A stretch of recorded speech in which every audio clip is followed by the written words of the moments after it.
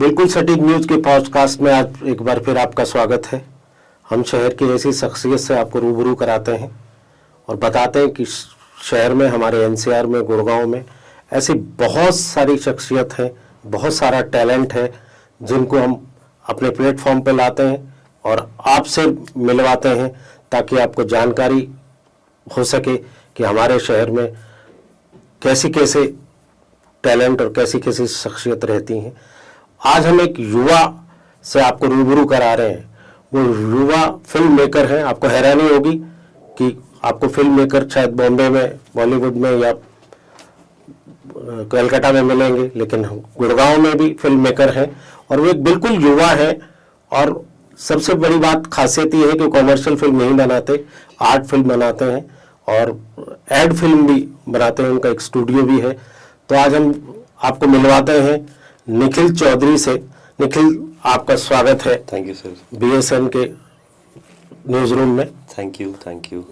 तो आपसे हम जानेंगे हाँ जी कि निखिल, जहाँ तक मुझे पता है कि आप एक ऐसे परिवार से आते हैं, किसान परिवार से, तो फिल्मों का शौक कैसे हुआ? सर, फिल्मों का शौक तो मतलब पहले मैं डांस में था, तो शामक डावर के साथ। हाँ जी, हाँ जी। तो उनके साथ मेरी ट्रेनिंग हुई पहले 5 साल के लिए। फिर उनके लिए मैंने काम भी करा तकरीबन 3-4 साल के लिए। उनकी कंपनी में काम करा, बहुत सारे शोज करे उनके साथ। मेरे ख्याल से केओडी में भी आप जी, किंगडम ऑफ ड्रीम्स में, जंगूरा में मैं 2 साल था। तो बट उसके बाद एक्चुअली मुझे इंजरी हो गई थी मेरी नी में। उसके बाद डांस तो मेरे को छोड़ना पड़ा बिल्कुल बिकॉज ऑफ द इंजरी। तो वहाँ से फिर मेरे को ये था कि मुझे परफॉर्मिंग आर्ट्स में ही कुछ करना है, क्योंकि 6-7 साल 8 साल हो गए थे उस एनवायरनमेंट में, उस जोन में। तो वहाँ से निकल के कॉर्पोरेट लाइफ में कुछ करना थोड़ा सा मुश्किल था। इनफैक्ट मेरी प्लेसमेंट भी हुई थी when I completed my MBA. तो मैंने 1-2 महीने ही वो जॉब कर पाया बिकॉज वो इंटरेस्ट नहीं था मेरा वहाँ से। तो वो फिर छोड़ के मुझे लगा कि इसी ही जोन को एक्सप्लोर करते हैं थोड़ा सा और इसमें देखते हैं कि क्या हो सकता है। क्योंकि किंगडम ऑफ ड्रीम्स में मेरा इंटरेक्शन काफी एक्टर्स के साथ भी था, क्योंकि गौहर खान वहाँ पे थे, गौहर खान थी, हुसैन थे, तो और बहुत सारे अच्छे एक्टर्स थे। एनएसडी के दिल्ली के बहुत सारे एक्टर्स थे। तो उनसे बातचीत थी, उनसे थोड़ी दोस्ती हुई, तो समझ में आया कि फिल्म्स की दुनिया कैसी होती है, क्या चीज़ें होती हैं, कैसे करते हैं, कैसे काम होता है। थोड़ा थोड़ा बात करके, तो उस टाइम एक मेरे पास कैमरा था, मैंने उस कैमरे को उठाया और फिर वहीं 2-3 एक्टर्स थे, उनसे बात करी कि ऐसे ऐसे एक एक्सपेरिमेंटल शॉर्ट फिल्म बनानी है, तो आप एक्ट करोगे? उन्होंने बोला बिल्कुल करेंगे। तो वो करा, वो मैंने यूट्यूब पर डाली, वहाँ से फिर इंटरेस्ट बना। उसके बाद मैं एक जो मेरा बहुत से दोस्त है, निकोलस खारकोंगर, जो डायरेक्टर हैं, जो मेरी पहली फिल्म थी मंत्रा, जो मैंने प्रोड्यूस करी थी, वो निकोलस ने ही लिखी थी और उन्होंने ही डायरेक्ट करी थी। तो उनसे मिला मैं उसी सर्कल के थ्रू। नहीं, पहली बार जब आप एक हॉलीवुड के डायरेक्टर से मिले और कैसा रिस्पांस था कि क्या सीधे ही उन्होंने आपको हाँ कर दी कि हम फिल्म बनाएंगे? वो भी एक्चुअली उस टाइम फर्स्ट टाइमर था। मैं भी फर्स्ट टाइमर था, वो भी फर्स्ट टाइमर था। बट उसने थिएटर में काफी काम करा हुआ था, निकोलस ने। तो थिएटर के प्लेस करे हुए थे। फिर उन्होंने असिस्ट करा हुआ था काफी लोगों को, जैसे रजत कपूर जो एक्टर हैं और डायरेक्टर भी हैं, तो उनको असिस्ट करा हुआ था निकोलस ने। और उसने कहानी लिखी हुई थी बहुत सालों से, जो चाह रहा था कि बनाऊं मैं उस कहानी को। तो वो जब बनाने लगा तो मैं उससे मिला, तो मेरे को लगा कि यार कहानी तो बहुत अच्छी है ये, तो देखते हैं कैसे काम करेंगे। तो हमने फिर एक क्राउड फंडिंग कैंपेन शुरू करा। एक वेबसाइट है, जैसे बाहर वेस्ट में तो मतलब अमेरिका में बहुत सारी वेबसाइट्स हैं जिसपे क्राउड फंडिंग होती है, फिल्म्स के लिए भी और बिजनेसेस के लिए भी। तो इंडिया में एक वेबसाइट थी wishberry.com। उस वेबसाइट से हमने क्राउड फंडिंग कैंपेन शुरू करा। वहाँ से लोगों ने पिच इन करा और हमने वहाँ से तकरीबन 22 लाख रुपए इकट्ठे करे।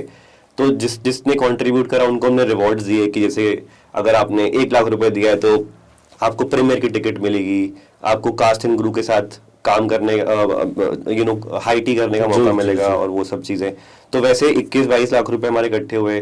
वहाँ से हमने शुरू करी, फिर 2-3 इन्वेस्टर्स मिले, तो ऐसे कर कर वो पिक्चर बन गई पूरी। मुझे याद है मंत्रा की शूटिंग शायद इस शहर में भी हाँ हुई जी, थी। हाँ जी, हाँ जी। तो कल्कि के साथ आपकी, रजत कपूर के साथ वो फिल्म थी जी। तो कैसा एक्सपीरियंस रहा पहली फिल्म में? मेरा तो बहुत अच्छा एक्सपीरियंस था, बिकॉज मेरे लिए वो फिल्म स्कूल था, क्योंकि मेरी कोई फॉर्मल ट्रेनिंग तो है नहीं फिल्म में। तो लोग क्या करते हैं कि अगर किसी का शुरू से फिल्म में इंटरेस्ट है तो लोग ट्रेनिंग लेते हैं, हमारे देश में बहुत ही 2 अच्छे स्कूल्स हैं, एक FTI है पुणे है, SRFTI है, तो लोग वहाँ पे 3 साल पढ़ाई करते हैं, ग्रेजुएशन होता है, डिप्लोमा होता है, फिर वहाँ से फिल्म बनती है और वहाँ से उनकी जर्नी शुरू होती है। बट मेरे लिए तो मेरा फिल्म स्कूल वही था 1 साल जो मैंने मंत्रा पे काम करा, बिकॉज उससे पहले मैंने किसी फिल्म पे काम नहीं करा था। मैंने थिएटर में काम करा, डांस करा, शोज करे, बट फिल्म का जो ट्रेनिंग थी वो मेरी नहीं थी। बट उस फिल्म को शुरू करने के लिए तो मैं मतलब हैंड्स ऑन बिल्कुल रहा उस सेट पे, सारे काम करे, असिस्ट भी करा, प्रोड्यूस भी करा। तो आई थिंक वो सीखने को बहुत मिला 1 साल, और काफी अच्छा एक्सपीरियंस था। कॉन्टैक्ट्स भी बने, एक्टर्स जैसे हैं। मैं उसी सवाल पे आ रहा हूँ निखिल, इस दौरान किन किन से मुलाकात हुई? पहली फिल्म के टाइम तो जो 4 मेन एक्टर्स थे, एक तो रजत कपूर सर हैं, वो मेरे बहुत अच्छे दोस्त बन गए। मतलब उसके अलावा जब आप बॉलीवुड में, हाँ जी, उसके अलावा फिर हमने काम करा महेश भट्ट जी के साथ, उनकी वाइफ सोनी राजान के साथ, पंकज त्रिपाठी जी हैं, उनके साथ काम करा। फिर वो जो फिल्म बनी थी हमारी ये वाली योर्स ट्रूली, तो उसकी बिकॉज सोनी राजान जी थी और महेश भट्ट जी थे, तो आलिया भट्ट भी आई फिर हमारे प्रीमियर पे, वो भी काफी इन्वॉल्व थी, उन्होंने काफी प्रमोट करा, हेल्प करा फिल्म को। तो उनसे मुलाकात हुई। मतलब इसके बिकॉज ऑफ फिल्म्स, मतलब मेरी एक फिल्म जो मंत्रा थी, वो एक फेस्टिवल है बॉम्बे में, मामी, जो जियो स्पॉन्सर करता है उसको। तो जिन की फिल्म्स उस साल मामी में थी, हमारी फिल्म भी थी उस फेस्टिवल में, तो हम सबको मौका मिला। अंबानी जी के यहाँ पे एक पार्टी थी, बिकॉज जियो स्पॉन्सर करता है, तो उन्होंने अपने घर पे एक पार्टी रखी थी, तो वहाँ जाने का मौका मिला। वहाँ पे बहुत सारे एक्टर्स थे बड़े बड़े, उनसे मिलने का मौका मिला। तो आई थिंक एक्सपोजर वाइज काफ़ी चांसेस मिले हैं, काफ़ी मौके मिले हैं, तो I think I am thankful for that. नहीं निखिल, एक चीज़ और है कि फिल्म लाइन में अब आप प्रोड्यूसिंग में हैं, फिल्म मेकर भी हैं। हाँ जी। तो क्या भविष्य क्या है इस तरह की आर्ट फिल्मों का, जिस तरह की फिल्म आप बना रहे हैं? हाँ, क्योंकि कमर्शियल फिल्म तो सिनेमा पे चलती हैं, और बहुत सारे सोशल मीडिया के भी बहुत सारे प्लेटफॉर्म हैं जिन पे चलती हैं। तो आप जिस तरह की फिल्म बनाते हैं, क्योंकि लोग जानना चाहेंगे कि उनके लिए, बहुतों के लिए ये एक नई चीज़ है, तो उनके लिए प्लेटफॉर्म क्या है, अर्निंग का सोर्स ऑफ अर्निंग क्या है? आई थिंक हर बिजनेस की तरह, हर इंडस्ट्री की तरह अप्स एंड डाउन्स तो होते ही हैं, तो इसमें भी अप्स एंड डाउन्स है। जब मैंने शुरू करा था ये, तब बहुत ही अच्छी मार्केट थी, बिकॉज तब ये प्लेटफॉर्म्स जो थे, मतलब मैं बताता हूँ कि 2015 से पहले क्या था और 2015 के बाद क्या हुआ। तो हमने 15 में शुरू, मेरी पहली फिल्म 15 में शूट हुई थी। उससे पहले क्या था कि नेटफ्लिक्स, अमेजोन, ये सब कुछ नहीं था इंडिया में। उससे पहले फिल्म बनती थी और रिलीज हुई, फिर सैटेलाइट पे आई, जैसे जी टीवी हो गया, स्टार प्लस हो गया, G5 हो गया। G5 तो OTT है, बट इनका चैनल जो था सैटेलाइट वाला, वो उन पे जाती थी। उसके बाद फिर जो छोटी फिल्में थी, उनका मतलब थिएटर में कोई आता नहीं था देखने के लिए, तो उनके लिए बहुत मुश्किल था। बट जैसे ही नेटफ्लिक्स आया, अमेजॉन प्राइम आया, G5 आया, सोनी लिव आए, तो ये छोटी फिल्मों को थोड़ा मतलब उन्होंने सपोर्ट करा, खरीदा। तो मेरी फिल्म भी नेटफ्लिक्स पे उन्होंने खरीदी थी, मंत्रा, वहाँ पे रिलीज हुई, एप्पल पे हुई। तो आई थिंक वो बहुत ही अच्छा पीरियड था, 15, 16, 17, 18, 19, मतलब इंडिपेंडेंट फिल्म जो छोटी फिल्म थी, उनको सपोर्ट मिला, उनका काम भी। एक व्यक्तिगत जानकारी चाहूँगा। हाँ जी। कि जिस फैमिली से आप आते हैं जी, उसमें पहले आप डांस, शामक डाबर के साथ डांस ट्रुप में थे, उसके बाद आपने फिल्मों की तरफ बनाया, तो कोई घर में ऐतराज नहीं हुआ? अभी तक तो ऐसा नहीं हुआ, मतलब काफ़ी सपोर्ट मिला मेरे को, I am thankful for that.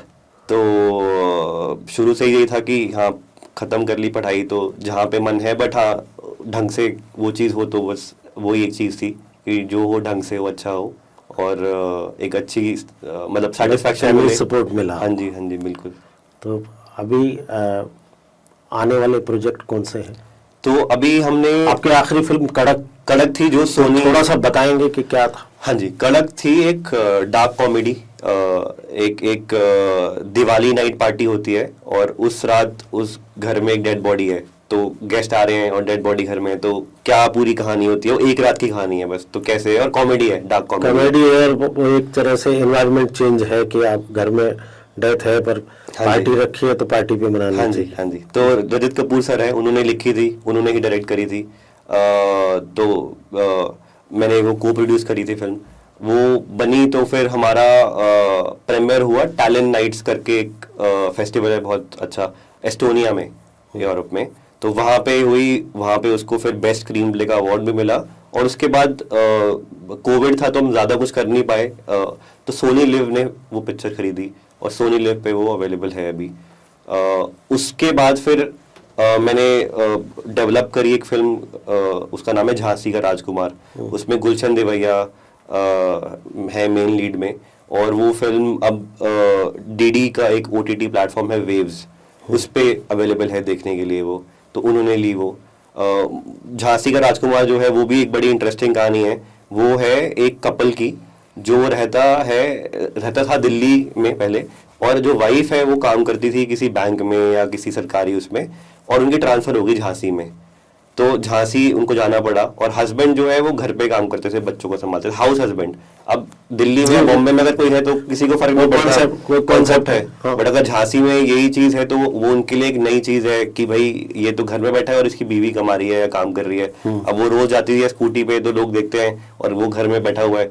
तो उसके ऊपर एक पूरा सटायर है, कॉमेडी है कि कैसे वो हैंडल कर रहा है, और वहाँ के लोग उसको कैसे मॉडर्न फैमिली बोल रहे हैं कि ये। और इवेंचुअली अच्छी बात ये है कि एंड में जाके लोग उससे इंस्पायर होते हैं, जो वहाँ की औरतें हैं वो उससे इंस्पायर होते हैं कि वो घर का काम कर रहा है, सही से कर रहा है, तो वो अपने हस्बैंड्स को बोलती हैं। तो एक पूरा फिर चेंज आता है साइकोलॉजी में, माइंड सेट में लोगों के, कि दोनों चीज़ें सही हैं, मतलब कोई भी कुछ भी कर सकता है। तो वो उसके ऊपर है काफ़ी, ये बैकग्राउंड था फिल्म। और अब आप रहने वाले गुड़गांव के हैं जी, रूरल बैकग्राउंड से भी आते हैं जी। तो यहाँ का कोई राजकुमार किस पे फिल्म बनाएंगे?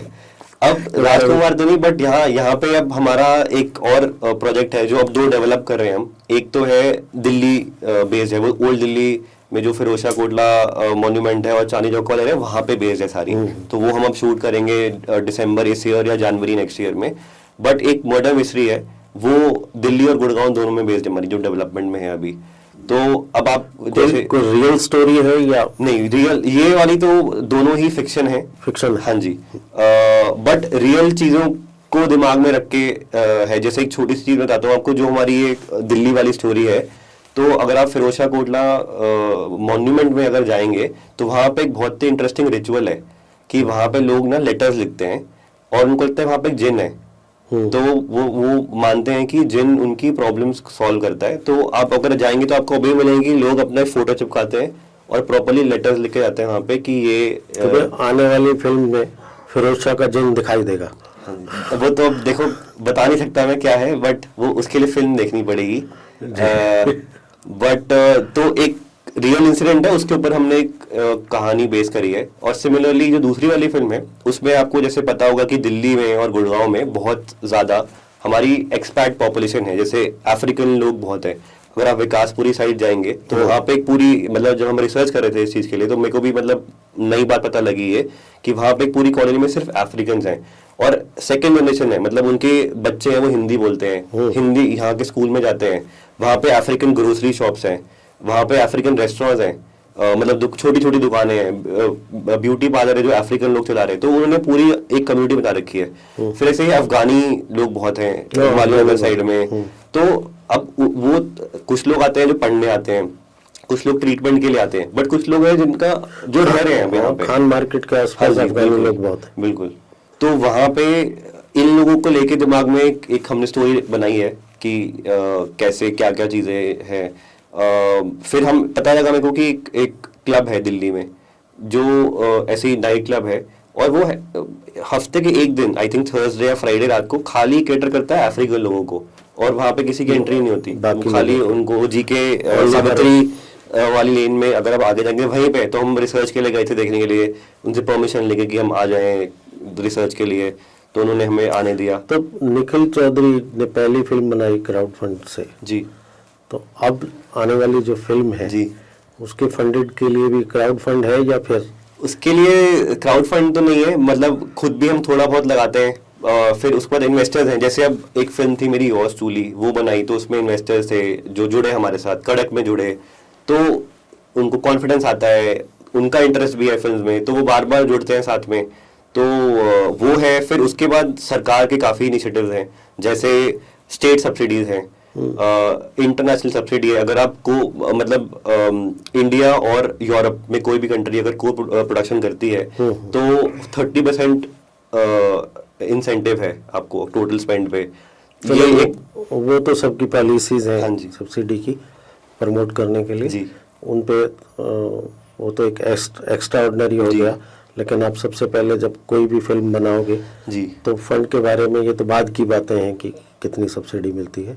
अभी जिस तरह का वातावरण हमारे शहर में है, तो कोई दिमाग में कुछ ऐसा है कि अगर हमारे शहर के दो पार्ट हैं, ओल्ड गुड़गांव जहाँ लाइफ अलग तरह की है, जी। एक न्यू गुड़गांव जी जो जहाँ लाइफ अलग तरह की है, तो ऐसी कोई भविष्य में योजना है कि दोनों पार्ट को दिखाया जाए लोगों के कि दोनों की नाइट लाइफ कैसी है या उनका लाइफ स्टाइल मेरे कैसा को है? तो काफी इंटरेस्टिंग लगता है बिकॉज मेरे सामने ही हुआ। मतलब जैसे कई लोग जो नहीं पता जिनको, क्योंकि मैं पहले ओल्ड गुड़गांव रहता था और बचपन से देखा है कि जब ये वाली साइड जो थी नहीं पहले तो सामने ही बनी है, और अब हम यहाँ रहते हैं तो यहाँ के क्या है, तो दिमाग में है कि कभी आगे जाके हम करेंगे कुछ ना कुछ इसके अराउंड। और हरियाणा में जो टैलेंट है उसको भी थोड़ा सा हम साथ लाने की कोशिश करेंगे बिकॉज अब बहुत आगे आ रहा है। जैसे आप देखेंगे कि हरियाणवी म्यूजिक इंडस्ट्री भी बहुत म्यूजिक इंडस्ट्री जी। है हरियाणा में, ह्यूमर बहुत जी जबरदस्त जी है जी जी कि हर चीज में ह्यूमर निकाल लेते हैं। हम जवाब भी देंगे तो उसके मतलब ही दो तरह के होंगे, तो वो हरियाणवी ह्यूमर तो वैसे भी मशहूर है। आई थिंक हर वो जो मेन इंडस्ट्री है ना वहाँ पे पैराडाइम शिफ्ट होता रहता है कि जैसे पहले टाइम आया था जहाँ पे पंजाबी म्यूजिक बहुत चला, जी। फिर अब टाइम आ रहा है कि जैसे जो रीजनल चीजें हैं वो चल रही है। जैसे आप जी। देखेंगे अभी Haryana main characters Haryanvi play कर रहे हैं, जैसे जयदीप अलावत जी हैं, जी। वो उन्होंने जो कैरेक्टर यशपाल है। बिल्कुल बिल्कुल। तो ऐसे बहुत सारे लोग हैं जो मतलब ऑथेंटिसिटी ला रहे हैं कैरेक्टर्स में, और इतने रैपर्स हैं जो मतलब हरियाणा से आ रहे हैं वो इसमें। बादशाह हाँ जी जो सबसे बड़ा रैपर है देश का, जी वो हरियाणा जी। से ही है। वो तो चलो फिर भी मेन स्ट्रीम पे पहुंच गए हैं और वो पंजाबी गाने गा रहे हैं या हिंदी गाने गा रहे हैं, बट मैं बात कर रहा हूँ कि जो हरियाणवी में गा रहे हैं ना वो भी एक बहुत ही अच्छे लेवल पे पहुंच गए हैं। तो आइडिया है हमारा भी कि कुछ ना कुछ करके कैसे करके जो टैलेंट है म्यूजिक इंडस्ट्री का या यहाँ से उनको इकट्ठा करके कुछ ना कुछ करा जाए फ्यूचर में। बट थोड़ा टाइम लगेगा बिकॉज क्योंकि हम इतने बड़े तो है नहीं कि बॉम्बे में स्टूडियोज की तरह की सोचा और कर दिया 6 महीने में 8 महीने तो में। थोड़ा निखिल चौधरी अब सुना है एड फिल्म भी बनाते हैं। हाँ जी, तो हमारा एक और कंपनी है कार्पेडिम मीडिया करके, उसमें हम ब्रांड्स को केटर करते हैं, उनके लिए कंटेंट बनाते हैं। तो बहुत सारे ब्रांड्स हैं जो हमारे क्लाइंट्स हैं, उनके लिए हम रेगुलर बेसिस पर एड्स बनाते हैं जो इंस्टाग्राम पे चलती हैं, यूट्यूब पे चलती हैं। हमें मौका मिलता है कि हम एक्टर्स के साथ काम करते हैं उनके लिए, तो हम एंड टू एंड प्रोड्यूस करते हैं from concept to shooting to casting, और पूरा बना के उनको फिर हैंड ओवर करके देना। तो वो भी जिस तरह की फिल्में हैं, जिस तरह का काम आप कर रहे हैं, जी। फ्यूचर क्या है? आप क्या समझते हैं कि संभावनाएं कितनी है? फ्यूचर तो आई थिंक अच्छी कहानी और अच्छी स्टोरीज और अच्छे कंटेंट का फ्यूचर तो है ही। अब वो चाहे थोड़ा टाइम लगे या कैसे भी हो, क्योंकि जितने भी लोग हैं ना इस इंडस्ट्री में वो बहुत पैशनेट लोग होते हैं। क्योंकि ऐसा नहीं है कि आप एक ही दिन में अमीर बन जाओगे करके, या जैसे भी अब एक्टर की कोई भी, आप इतने सारे एक्टर्स हैं उनकी अगर ट्रैजेक्टरी देखोगे तो कितना स्ट्रगल रहा है पंकज त्रिपाठी की लाइफ में भी, जयदीप अलावत की लाइफ में भी। तो her because they were passionate तो वो लगे रहे और एक पॉइंट पे जाके उनको अब ड्यू मिला। तो आई थिंक फिल्म मेकिंग भी एक लॉ ऑफ एवरेजेस ही है कि आप 5 फिल्म बनाओगे, 6 उसमें से एक आपकी ब्रेक थ्रू फिल्म होगी जो शायद आपको उस पॉइंट पे लेके जाएगी जहाँ पे फेम भी है और मतलब आप पैसे भी अच्छे बना लोगे। तो उसी की इंतजार होती है कि आप बस कहानियां अच्छी ढूंढते रहो, लिखते रहो, करते रहो, तो कभी ना कभी जाके वो होगा। तो फ्यूचर तो आई थिंक अच्छा ही है। मैंने बातों बातों में जान लिया कि आप पंकज त्रिपाठी से बहुत 2 बार आपने नाम लिया, बहुत इम्प्रेस्ड है जी। नो डाउट वो बहुत अच्छे कलाकार हैं। तो आपकी जब मुलाकात हुई तो कुछ कौन सी चीज़ थी जो पंकज त्रिपाठी की आपको प्रभावित कर गई? क्योंकि पूरे प्रकरण में आपने हाँ जी हाँ जी पंकज त्रिपाठी का 2 बार नाम लिया, जी जी जी। और वो जबकि आपके क्रू के मेंबर नहीं है, आपकी फिल्म के नहीं, हम काम कर चुके हैं उनके साथ तो वैसे, बट आई थिंक सबसे बढ़िया चीज जो है, एक तो बहुत ही रिलेटेबल इंसान है कि जैसे ऐसे नहीं है कि मुझे लगा कि यार एक कोई बड़ा स्टार आ गया, एक्टर आ गया। तो हमारी फिल्म जो शूट हुई थी कैलकाटा में शूट हुई थी, और हमारा हम रहे थे शहर के अंदर, क्योंकि गांव में रहने की जगह नहीं थी, और जो शूट था वो एक गांव में था जो थोड़ा दूर था। तो दो तरीके थे वहां जाने के, या तो आप गाड़ी से चले जाओ, 2.5 घंटे का रास्ता था गाड़ी से, एक रास्ते मतलब एक वे, या फिर आप जाओ ट्रेन में। तो हम क्रू तो सारा ट्रेन में गया, क्योंकि हमें आधे घंटे में पहुंचा दिया ट्रेन ने। तो उन्होंने बोला कि मैं भी आपके साथ ट्रेन में जाऊंगा, मुझे गाड़ी वाड़ी तो क्या ही करनी है। तो वो हमारे साथ आते थे, हमारे साथ जाते थे, खाना भी हमारे साथ खाते थे। फिर उनकी वाइफ जो है वो कलकत्ता की थी है, तो अपनी कहानियाँ सुनाते थे कि ऐसे मेरी वाइफ यहाँ की है, मैं यहाँ पे आता था, ये चीज़ वो चीज़। तो बहुत ही फैमिलियर हो गए। हाँ जी। तो आई थिंक उनका एक वो है कि वो बहुत ही कंफर्टेबल कर देते हैं अपने जो भी उनसे बात करता है, जो भी, और टैलेंटेड तो है ही। जब भी वो अपना शॉट देते थे, सीन करते थे, तो आई थिंक सब लोग ही बहुत एंजॉय करते थे उनके साथ। तो ये चीज़ मेरे को बहुत बढ़िया लगती है उनकी। तो कोई ऐसी लोकेशन भी है आपके दिमाग में कि एनसीआर में, गुड़गांव के आसपास ऐसी लोकेशन हो जिस पे आपको लगता हो कि यहाँ शूट करना चाहिए? लोकेशन तो मतलब है ही, और हो भी रहा है शूट। अगर आप देखिए तो मतलब गुड़गांव में तो गोल्फ कोर्स रोड पे तो हर महीने ही बहुत शूट होते हैं, बहुत शूट होते हैं। उसके बाद स्टूडियोज बहुत बन गए हैं यहाँ पे। सेक्टर 69 में है, इधर हीरो होंडा चौक के पास है, बहुत सारे स्टूडियोज खुल गए हैं अब तो, जिसमें मतलब उन्होंने पूरा एक सेट बनाया हुआ है कि घर है, कमरा है, लिविंग एरिया है, किचन है, ऐसे पूरे सेट्स बनाए हुए हैं। इसके अलावा अगर हम गुड़गांव की बात करें या हरियाणा की बात करें, आई थिंक काफ़ी अनएक्सप्लोर्ड चीज़ें भी हैं जिसको हम दिखा सकते हैं फिल्मों में, या कुछ ना कुछ एक्सप्लोर कर सकते हैं। अरावली रेंज है, काफ़ी अच्छी है, बड़ी है। अब हाँ तो जी, जल्दी सफारी बनने वाला है तो हाँ जी, हाँ जी, वो लेपर्ड ट्रेल भी है, बहुत चीज़ें हैं मतलब जो कर सकते हैं। बट वो कहानी में कैसे इंटीग्रेट होती है वो एक चैलेंज हो जाता है कि पहले तो हम कहानी लिखते हैं, उसके बाद फिर देखते हैं कि कैसे। आसपास नेचुरल झील बहुत है, सुल्तानपुर है जी, हाँ, दमदमा है, या फरीदाबाद में बड़कल झील है। तो बहुत सारी लोकेशंस हैं। मैं वही जानना चाह रहा था कि कभी दिमाग में ये पिक्चर आई कि ये चीज़ें भी ऐसे कोई स्पेसिफिक लोकेशन को लेके नहीं, बट मेरे दिमाग में हमेशा होता है कि ऐसी फिल्म प्रोजेक्ट करें जो यहाँ शूट हो। बिकॉज हमारे लिए एक तो ये है कि हम प्रमोट कर रहे हैं हरियाणा में, गुड़गांव में, जहाँ पे रहते हैं, और जहाँ पे आप रह चुके हो इतने साल, और आपको पता है उस शहर के बारे में, तो थोड़ा और अच्छा लगता है कि हम अपने शहर में शूट कर रहे हैं, बाहर से टैलेंट आ रहा है, यहाँ का टैलेंट हो रहा है, और एक पूरी टीम यहाँ पे है जो काम कर रही है सारा। ये थे निखिल चौधरी, उभरते हुए एक फिल्म मेकर और अपने ही शहर से। तो इनसे हमने जाना इनका सफ़र कैसे शुरू हुआ और आगे इनकी योजनाएं क्या हैं। और बीएसएन में आपका धन्यवाद निखिल जी, आप आए। और हम बीएसएन न्यूज़ रूम से फिर दोबारा मिलेंगे एक नए पॉडकास्ट के साथ, एक नई शख्सियत के साथ, जिन्हें अब रूबरू कराते रहेंगे और आपको पता चल सके कि हमारे शहर में कैसा टैलेंट है, कैसी शख्सियत है। धन्यवाद। आपके अपने वस्त्रम शोरूम में आपका स्वागत है। यहाँ आपको मिलेगा शादी के लिए बेहतरीन कलेक्शन, चाहे वो पुरुषों के लिए हो या महिलाओं के लिए। पारंपरिक प्रतिधान से लेकर मॉडर्न डिजाइन्स तक हमारे पास है एक शानदार रेंज जो हर खास मौके को और भी खास बनाए। और साथ ही आपको मिलेगी फ्री कस्टमाइज्ड टेलरिंग सर्विस, ताकि आपका हर आउटफिट आपकी परफेक्ट फिट में हो। वस्त्रम शोरूम शहर के प्रमुख स्थानों से जुड़ा हुआ है, चाहे आप किसी भी दिशा से आ रहे हो। यहाँ पर बड़ी और सुरक्षित पार्किंग सुविधा भी उपलब्ध है, जिससे आपको गाड़ी पार्क करने की चिंता नहीं करनी पड़ेगी। तो इंतजार कैसा, आइए और अपनी शादी के सपनों को हकीकत में बदलें हमारे साथ, सिर्फ वस्त्रम पर।